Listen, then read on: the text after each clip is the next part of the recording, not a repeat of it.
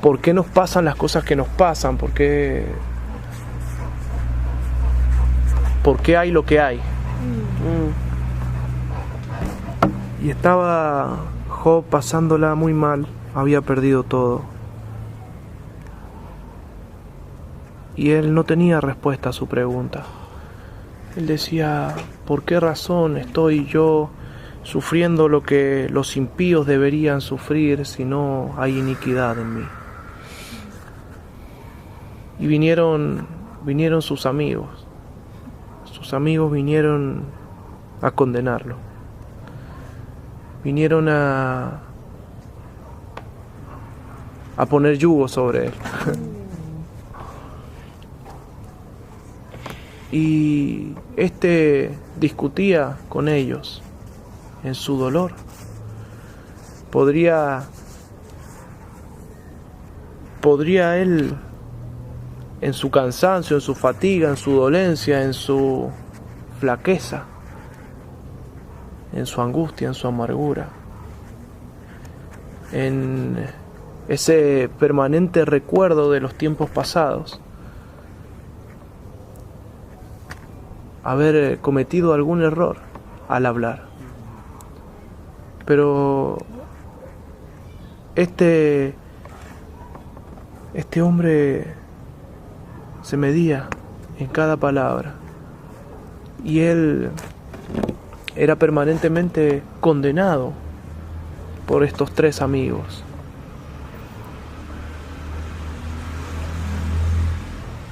Porque cuando ellos le decían algo, él tenía argumentos para demostrarle su error y su equivocación. Entonces es como que esa discusión, esa charla quedaba en la nada porque no quedaba demostrado lo que ellos decían. Entonces me sorprendió algo, que uno de los que estaba allí era joven. No era ninguno de estos tres. Era un cuarto. Este hombre se llamaba Eliú. Y él no quería participar de las discusiones. Es como que él estaba allí y escuchaba, pero él trataba de encontrar sabiduría, y él decía, bueno, con el pasar del tiempo, con el pasar de las argumentaciones de cada uno, al final se conocerá la verdad y se sabrá por qué razón, cuál es el motivo por el cual este hombre está como está. Pero llegado el momento y habiéndose dado cuenta que no había sabiduría en las palabras de estos tres amigos, que eran todos más grandes, eran ancianos, eran sabios, y él, como era joven, decía, ¿yo qué puedo aportar? ¿Qué puedo yo decir si la experiencia de estos es mayor? Pero él dice a Job, yo quiero hablar, mi espíritu me amonesta a decirlo, mi espíritu me amonesta a hablar lo que hay, lo que yo he conocido y la sabiduría que hay en mí. Y entra él a darse cuenta de algo, de que estos que eran amigos habían venido para atormentarlo a Job. Y se han traído palabras, pero no de aliento, sino de tormento a él.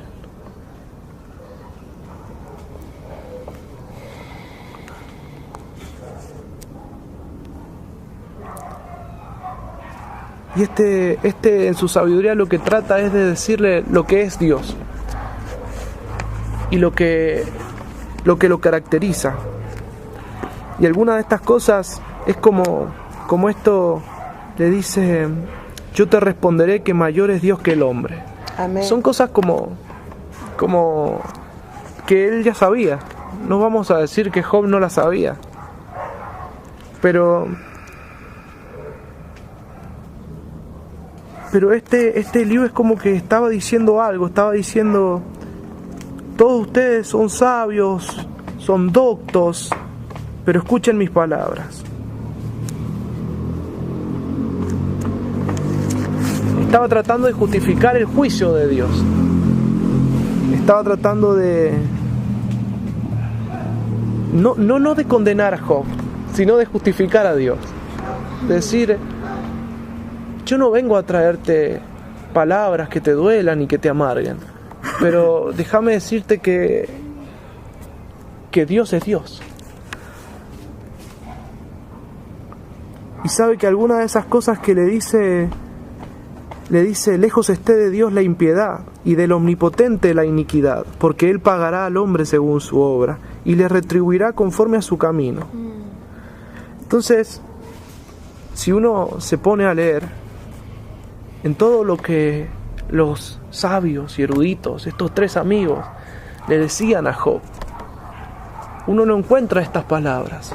Encuentra permanentemente esa palabra de condenación, esa palabra de decir es tu pecado, es tu error, son las cosas, todo lo que te está pasando es lo que le pasa a los impíos, es el camino de los impíos, porque no quedará descendencia de los impíos, y ellos acudían a toda la sabiduría y los argumentos que tenían para decir lo que te está pasando es propio de un impío, no es propio de un justo, lo que te está sucediendo no debería sucederle nunca a un hombre recto. Entonces, le decía, pero no hay iniquidad en mí.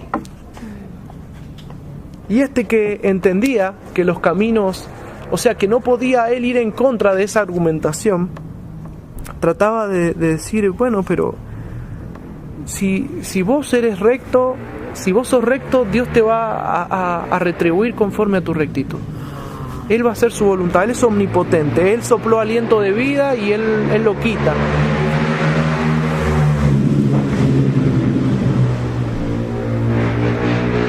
Entonces, yo me quedé pensando, porque uno va leyendo los títulos y dice algunas cosas interesantes, porque dice, Eliú justifica su derecho de contestar a Job, porque él era Job, entonces no sentía, todos decían no tiene derecho de, pero este agarra y se para y justifica su derecho. Y si sigue uno un poco más adelante, dice, Eliú justifica a Dios, y después un poquito más adelante dice, Eliú exalta la grandeza de Dios. Él viene a traer palabras que reconforten a Job, ya no condenando su posible o probable pecado, sino diciendo, Dios es Dios, y tratando de enfatizar en Dios y no en Job. De enfatizar en Dios y no en Job. He aquí que Dios es excelso en su poder. ¿Quién enseñador semejante a Él? ¿Quién le ha prescripto su camino? ¿Y quién le dirá has hecho mal? Entonces, algunas cositas leía que me llamaban la atención porque se había dado cuenta de que estaban enfocándose mal. Y tal vez no sería el mejor texto para hablar de enfoque. Tal vez hay mejores textos para hablar de enfoque. Así como Pedro perdió el enfoque cuando dio sus pasos en el agua y perdió el enfoque y de pronto sintió el viento y se hundió, y podemos hablar de miles de cosas. Pero cambió el enfoque, trató de entender algo que los sabios no habían visto. Trató de darle algo a Job que ellos no le habían podido dar. ¿Y saben qué sucede luego de que Eliú habla?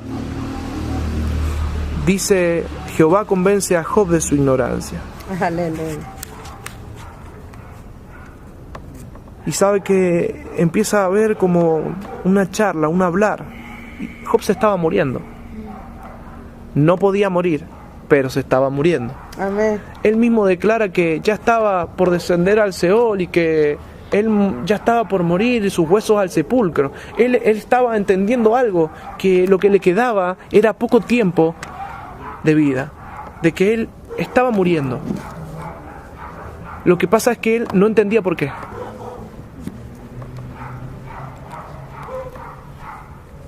Y luego ustedes ya saben que empieza esta cosa de Jehová habló a Dios y después Job le respondió a Jehová y después otra vez. O sea, sucede un diálogo, hay algo que sucede, pero me sorprendía algo. Quiero leerlo, esto sí. Y aconteció que después que habló Jehová estas palabras a Job, Jehová dijo a Elifaz temanita: mi ira se encendió contra ti y tus 2 compañeros, porque no habéis hablado de mí lo recto, como mi siervo Job. Fíjense cómo la sabiduría de los grandes sabios. Estos eran realmente sabios. ¿Saben por qué los había convocado Job? No era por tanto porque eran sus amigos. De hecho, que uno de ellos le dice, cuando empieza a discutir con él, tú hablas todas estas palabras como si nosotros no conociéramos, como si nosotros, o si en nosotros no hubiese tanta o más sabiduría que en ti. Estos hombres eran muy sabios, eran realmente eruditos. Él los había llamado porque realmente quería perder el juicio. Él quería presentarse y decir, yo voy a exponer mi argumento, pero quiero que del otro lado los que argumentan contra mí sean más fuertes, sean más grandes. Yo lo veía de esta manera. Yo lo veía de esta manera y me sorprendió este joven que no aparece aquí. Este Eliú al que Jehová no se enojó contra ese Eliú, contra ese joven sabio. Contra él no se encendió la ira de Dios, porque no habló mal, no habló él habló lo recto de Dios. Él habló lo recto de Dios delante de Job. Él habló lo recto. Y saben que todos conocemos la historia.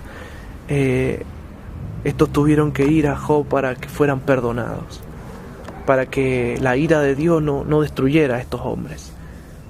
Sabios en su propia opinión, pero ignorantes delante de Dios. Necios delante de Dios. Entonces entendía yo que no viene la sabiduría de los grandes sabios ni de los eruditos, sino que la sabiduría viene de Dios. Amén. Y si hay alguien que se diga o se crea o se piense que sus grandes conocimientos lo hacen sabio, se equivoca. Ahora, mejor es que un sabio esté lleno del Espíritu Santo para que su conocimiento se transforme en sabiduría. Amén. Esté lleno de Dios para que su conocimiento sea sabiduría. Yo creo Eliú había entendido que los amigos no tenían la razón y Job tampoco la tenía completamente.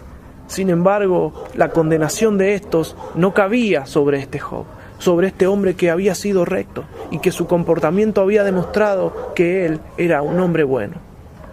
Entonces, habiendo entendido eso, él dice, ¿yo qué más puedo aportar? ¿Acaso voy a condenarlo? ¿Acaso yo voy a decir que han hablado mal estos? No, yo voy a exaltar a Dios. Yo voy a alabar a Dios. Yo voy a decir quién es Dios. Y voy a hablar sabiduría. La que ustedes consideren necedad va a ser sabiduría. La que ustedes consideren va a ser sabiduría. Habló verdaderamente sabiduría. Y yo creo o espero que haya sido para Job aliento y lo haya redarguido, haya traído nuevas fuerzas con esas palabras. Amén. Eso quería compartir acerca de esta palabra. Amén. Aleluya. Amén. Gloria a Dios. Reciban toda bendición en el nombre de Jesús. Sabe que siempre va a ser impactante y siempre va a ser vigente este libro, el más antiguo de la Biblia, porque destaca algo, ¿no? Ni los conocidos, ni los parientes, ni los amigos, ni los mejores amigos te van a defender como te defiende Dios. Amén. Porque a la hora de que la cosa está dura y que está adverso todo, en el tiempo de la adversidad solo Dios te defiende. Amén. Y si no te defiende Dios, no hay quien pueda. Y aunque otros traten de defenderte o hacer algo por vos, si Dios no está con ellos, no sirve de nada perder el tiempo. Amén. Con todo eso, qué bueno es saber que tal vez había una sola lección que faltaba, ¿no? Y tal vez, ¿sabe? Tal vez, como al principio del relato, el enemigo podría tener alguna cierta razón de decir, bueno, este hombre en las buenas estaba todo bien, pero en las malas a lo mejor no es igual. Y tal vez en algún momento, como este Job haya aborrecido el día en que nació, pero el que en las buenas y en las malas siguió sosteniendo su palabra fue Dios. Amén. Y lo sostuvo, y lo sostuvo, Aleluya. y lo sostuvo contra viento y marea, contra todo argumento, contra toda estrategia, contra todo discurso, contra toda sabiduría. En la balanza, Dios hace que un hijo de Dios siempre pese más. Amén. Aunque ese hijo no entienda lo que le pase. ¿Saben que yo he concluido? Después de un largo estudio, que Job partió al cielo sin saber los motivos de por qué le había acontecido lo que le aconteció. Y era sencillamente porque no hay que entenderlo todo. Sencillamente hay que creer contra viento y marea. Y allá en el cielo, claro, Dios le debe haber revelado que no había nada, que había sido algo que iba a enriquecer su vida. Y seguramente ya el Job de la segunda etapa no era el de la primera, porque el de la segunda etapa había vivido lo menos y lo más, la plenitud y la adversidad. Se había sentido lleno y también vacío, pero lo pudo pasar, porque Dios siguió estando con él. Amén. Que no te deja nunca, pero nunca, nunca. Aleluya. Que Dios les continúe bendiciendo. Eterno Dios y Padre bueno, oh, qué bueno eres tú, Señor. Que no hay pestilencia que alcance a tus hijos si tú estás con ellos. Y si tuviesen que pasarla, tú la pasarás con ellos. Y saldrán adelante y vencerán. Amén. Amén. Y será el enemigo avergonzado, Amén. porque tú, Señor, cumples tus promesas y tus pactos, Aleluya. porque tú eres fiel. Amén. Bendiga a los santos que te aman, aquellos que estén en adversidad. Amén. Sosténlos, Señor, para que puedan salir adelante, Aleluya. sabiendo que tú, y solamente tú, nunca fallas. Amén y amén.